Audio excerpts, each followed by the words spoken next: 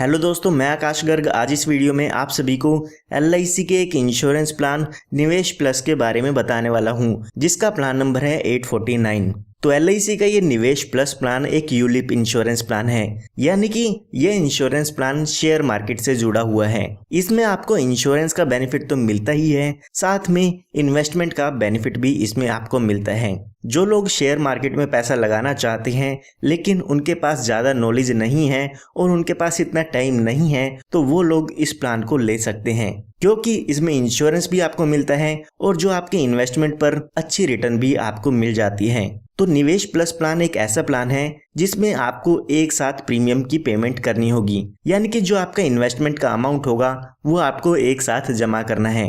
काफी insurance plan ऐसे होते हैं जिसमें आप हर महीने, 3 महीने या 6 महीने में या फिर साल में अपने पॉलिसी का प्रीमियम जमा करती हैं, लेकिन ये एक ऐसा प्लान है जिसमें आपको पूरा अमाउंट एक साथ जमा करना होगा। जैसे आप FD में एक साथ पैसा जमा करते हैं, ठीक उसी तरह से आपको इस इंश्योरेंस प्लान में भी एक साथ पैसा जमा करना होगा। अगर आप एक साथ पैसा नहीं जमा करना चाहते हैं और हर महीने या 6 महीने में किस्त जमा करना चाहते हैं, तो आप LIC का प्लान SIIP ले सकते हैं। उसके बारे में अगर आप डिटेल में जानना चाहते हैं तो इस वीडियो के डिस्क्रिप्शन बॉक्स में आपको उसका लिंक मिल जाएगा, तो वहां से आप SIIP के बारे में जान पाएंगे। तो आइए अभी हम बात करते हैं LIC के प्लान निवेश प्लस के बारे में। तो जब भी यहाँ पर आप LIC में प्रीमियम जमा करते हैं तो उस प्रीमियम की LIC 2 हिस्से कर देती है।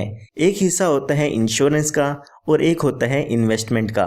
LIC जो भी इन्वेस्टमेंट का अमाउंट है या जो भी आपका प्रीमियम है उसको शेयर मार्केट में लगा देती है या फिर गवर्नमेंट की सिक्योरिटीज में लगा देती है। ये पैसा वहां पर इन्वेस्ट करने के बाद इससे जो भी रिटर्न LIC को मिलती है उसमें से कुछ चार्जेस को डिडक्ट करके LIC अपने कस्टमर्स को वो प्रॉफिट्स दे देती है।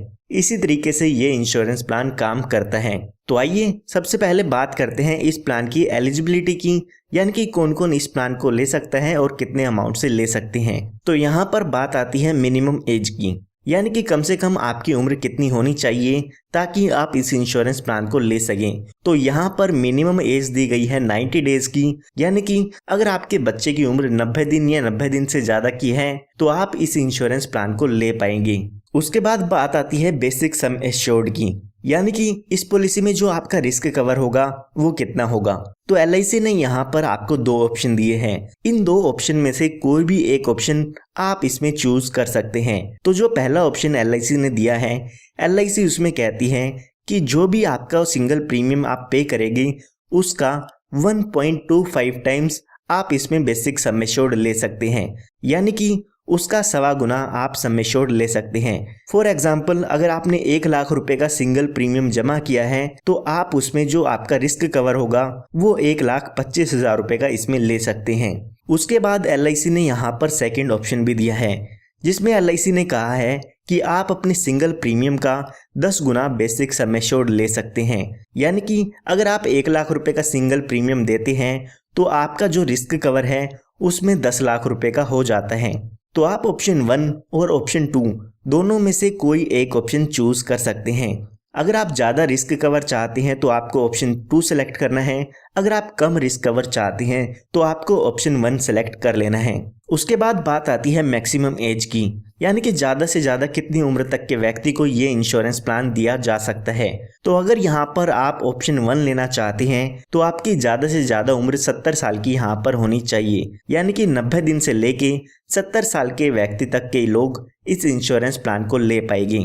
अगर आप यहाँ पर ऑप्शन 2 लेना चाहते हैं जिसमें आपका जो रिस्क कवर है वो आपके सिंगल प्रीमियम का 10 गुना होता है, तो यहाँ पर आपकी जो मैक्सिमम एज है वो 35 साल की होनी चाहिए, यानी कि 90 दिन के बच्चे से लेके 35 साल के व्यक्ति तक ऑप्शन 2 में इस इंश्योरेंस प्लान को ले सकते हैं। उसके बाद बात आती है पॉलिसी टर्म की, यानी कि ये पूरा इंश्योरेंस प्लान आप कितने साल के लिए ले सकते हैं। तो यहाँ पर अगर आप ऑप्शन 1 लेना चाहते हैं तो कम से कम 10 साल और ज़्यादा से ज़्यादा 25 साल के लिए इस पॉलिसी को आप ले सकते हैं। इनके बीच में आप कोई भी टर्म चूज़ कर सकते हैं, जैसे कि 11 साल, 12 साल, 13 साल, 15 साल, जो भी आप इनके बीच की टर्म चूज़ करना चाहते हैं वो इसमें आप कर सकते हैं। और अगर हम बात करें ऑप्शन 2 की, तो यहाँ पर जो पॉलिसी टर्म है वो अलग दी गई है। अगर यहाँ पर आपकी एज 25 साल तक की है तो यहाँ पर आप 10 से लेके 25 साल की पॉलिसी टर्म ले सकते हैं। लेकिन अगर आपकी एज 26 साल से ज़्यादा और 30 साल से कम है तो आप यहाँ पे 10 से लेके 20 साल तक की पॉलिसी टर्म चूज कर सकते हैं। और अगर आपकी एज 31 साल से लेके 35 साल तक की है तो यहाँ पर आप ज़्यादा से ज़्यादा 10 साल के लिए ही इस इंश्योरेंस प्लान को ले पाएंगे। उसके बाद यहाँ पर बात आती है मैक्सिमम मैच्योरिटी एज की, यानी कि जब इस पॉलिसी की मैच्योरिटी होगी तो उस समय आपकी ज़्यादा से ज़्यादा कितनी एज हो सकती है। यानी कि जो आपकी पॉलिसी टर्म है और जो आपकी एज है उन दोनों को ऐड कर दिया जाए तो यहाँ पर मैच्योरिटी मैक्सिमम एज आती है। तो यहाँ पर ऑप्शन 1 में जो मैच्योरिटी एज है वो है 85 ईयर्स की और जो ऑप्शन 2 में मैक्सिमम मैच्योरिटी एज है वो है 50 ईयर्स की। तो ये सभी बातें आपको ध्यान में रखनी है अगर आप इस इंश्योरेंस प्लान को लेना चाहते हैं। उसके बाद बात आती है मिनिमम प्रीमियम की, यानी कि इस पॉलिसी को लेने के लिए आपको इसमें कम से कम कितना पैसा जमा करना होगा। तो कम से कम आपको इसमें 1 लाख रुपए का प्रीमियम जमा करना होगा अगर आप इस पॉलिसी को लेना चाहते हैं। उसके बाद मैक्सिमम की बात करें तो मैक्सिमम प्रीमियम की यहाँ पर कोई भी लिमिट नहीं है। जितना प्रीमियम भी आप इसमें देना चाहते हैं उतना प्रीमियम आप इसमें दे सकते हैं। आइए अब एक एग्जांपल लेके इस पूरे इंश्योरेंस प्लान को समझते हैं। तो जो लोग भी इस इंश्योरेंस प्लान को लेना चाहते हैं तो यहाँ पर उनको 4 टाइप के फंड बताए जाते हैं। पहला है बॉन्ड फंड, उसके बाद है सिक्योर्ड फंड, एक है बैलेंस फंड और एक है ग्रोथ फंड। तो आपको इन चारों ही फंड में से किसी एक फंड को चूज करना होगा। तो अगर हम बात करते हैं बॉन्ड फंड की, तो बॉन्ड फंड अगर आप चूज कर लेते हैं तो जो भी आपका प्रीमियम है उसका पूरा का पूरा हिस्सा गवर्नमेंट की सिक्योरिटीज और शॉर्ट टर्म इन्वेस्टमेंट्स में लगाया जाता है।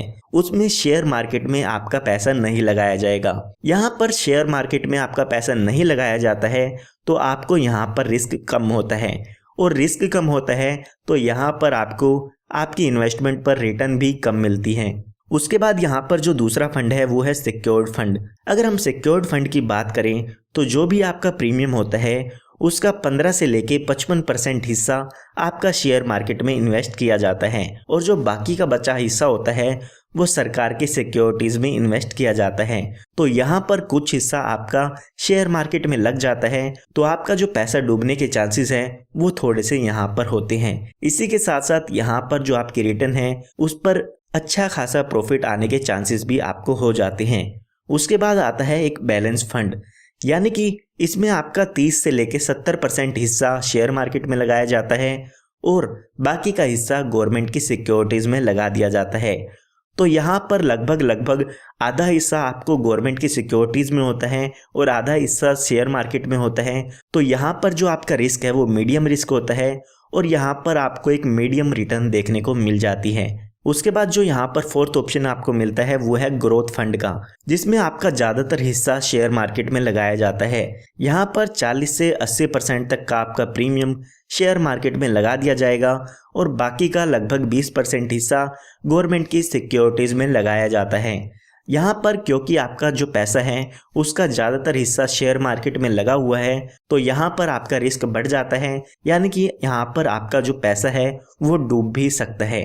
और यहाँ पर रिस्क ज़्यादा होता है तो इसीलिए जो आपको प्रॉफिट है वो भी यहाँ पर ज़्यादा हो सकता है।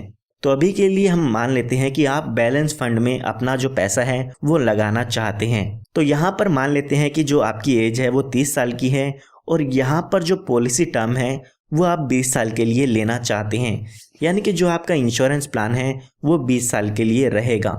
उसके बाद अगर हम सिंगल प्रीमियम की बात करें तो यहाँ पर मान लेते हैं कि आप 1 लाख रुपए जमा करना चाहते हैं, क्योंकि जो मिनिमम प्रीमियम है वो 1 लाख रुपए का ही है।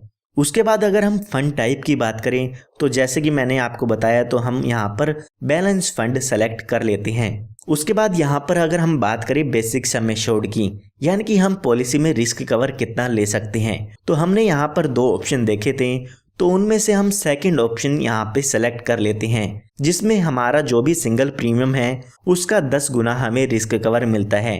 तो यहाँ पर आप देख सकते हैं इस व्यक्ति की उम्र है जो वो 30 साल की हो चुकी है, तो उसे यहाँ पर 1 लाख रुपए प्लस GST का अमाउंट पे करना होगा।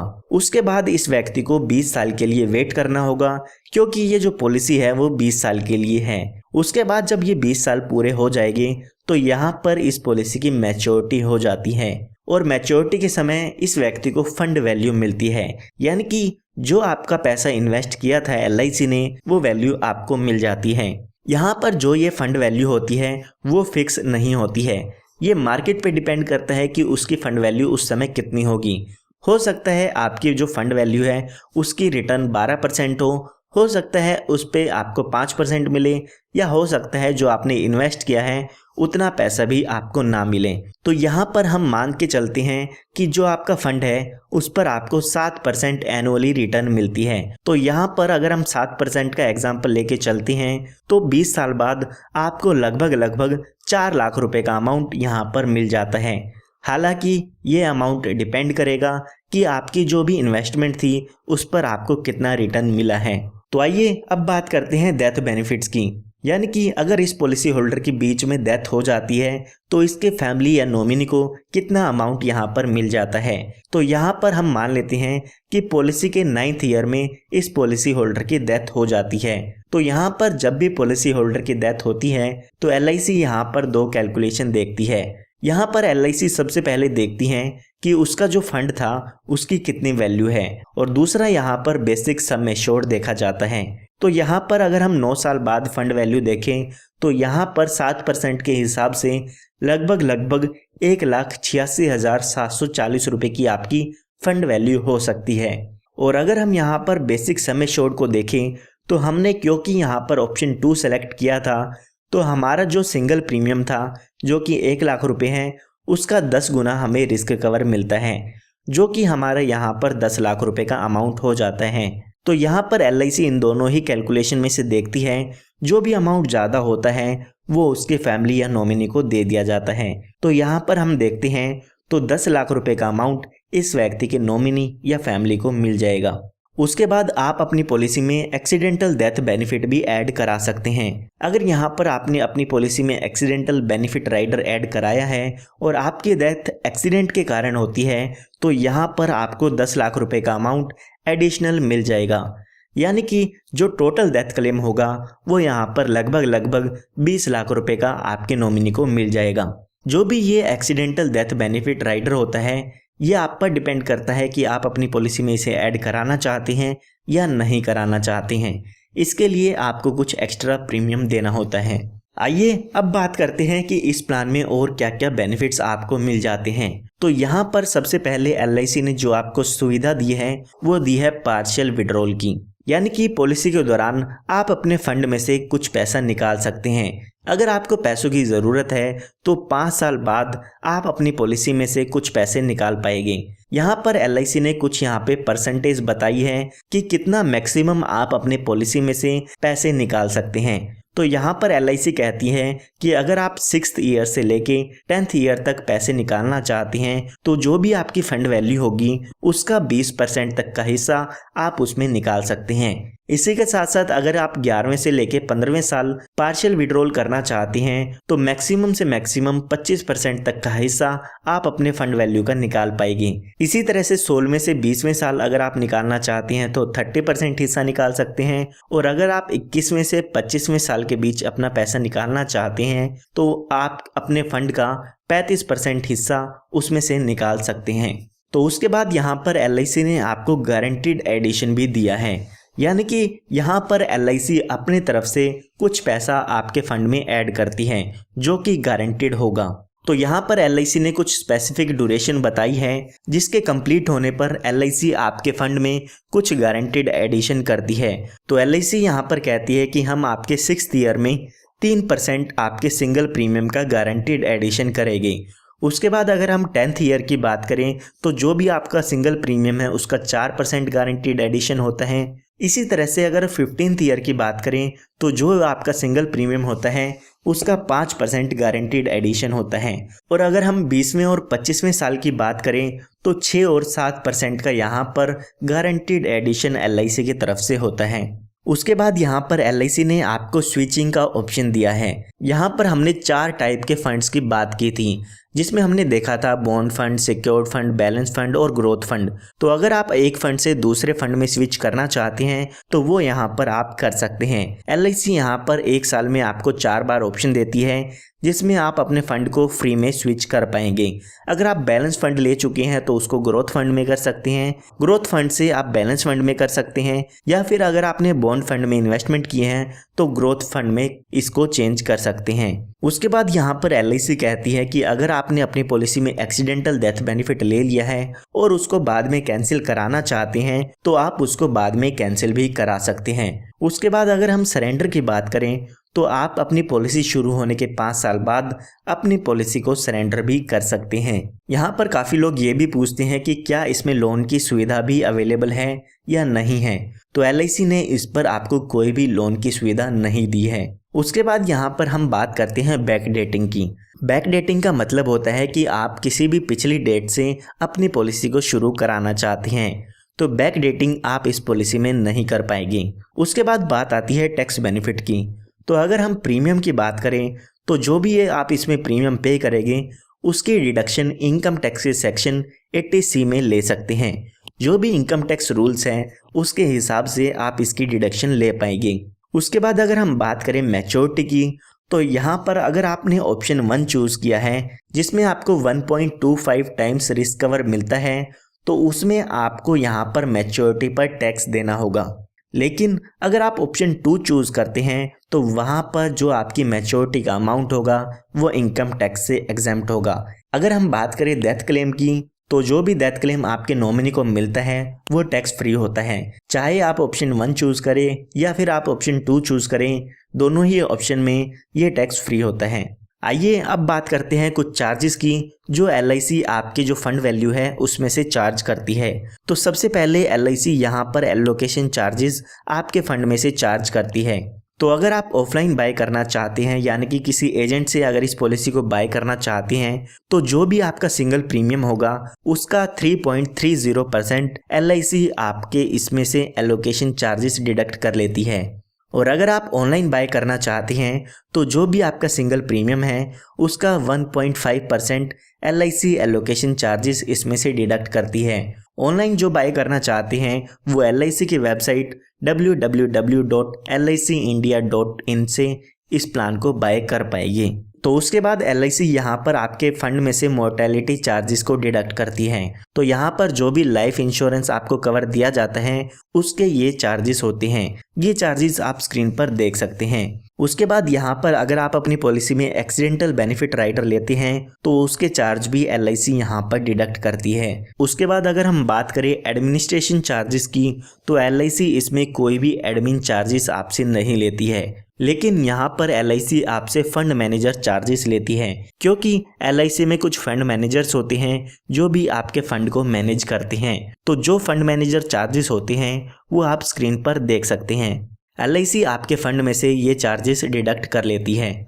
उसके बाद अगर हम बात करें पार्शियल विड्रॉल के चार्जेस की तो अगर आप अपनी पॉलिसी में पार्शियल विड्रॉल करते हैं यानी कि बीच में कुछ पैसा निकालते हैं तो आपसे LIC 100 रुपये चार्ज लेती है। 100 रुपये आपके जो फंड वैल्यू है उसमें से डिडक्ट कर लिए जाते हैं और आप अपने पार्शियल विड्रॉल उसमें कर सकते हैं। उसके बाद बात आती है टैक्स की। तो यहाँ पर जो भी पॉलिसी का प्रीमियम होता है उस पर LIC टैक्स चार्ज करती है यानी कि GST चार्ज करती है। तो जो भी आपका पॉलिसी प्रीमियम होगा उसके साथ साथ आपको GST भी पे करना होता है। टाइम टू टाइम ये जो GST का रेट है वो चेंज होता रहता है, तो जब भी आप पॉलिसी लेते हैं तो उस समय का GST रेट आप उनसे पता कर सकते हैं। तो यहाँ पर हमने LIC के प्लान निवेश प्लस की लगभग सारी इंफॉर्मेशन देख ली है। फिर भी अगर आपको कोई डाउट है तो आप कमेंट में पूछ सकते हैं। और आप यहाँ पर साथ ही LIC के प्लान SIIP की भी वीडियो देख सकते हैं। उसकी वीडियो का लिंक आपको इस वीडियो के डिस्क्रिप्शन बॉक्स में मिल जाएगा। अगर आपको ये वीडियो पसंद आई है तो इस वीडियो को लाइक ज़रूर कीजिएगा, क्योंकि मैं आपके लिए ऐसे ही वीडियोस लाता रहता हूँ। और आप हमारे चैनल को सब्सक्राइब भी कर सकते हैं ताकि इस तरह की लेटेस्ट वीडियोस आप सभी को फ्री में मिलती रहे। धन्यवाद।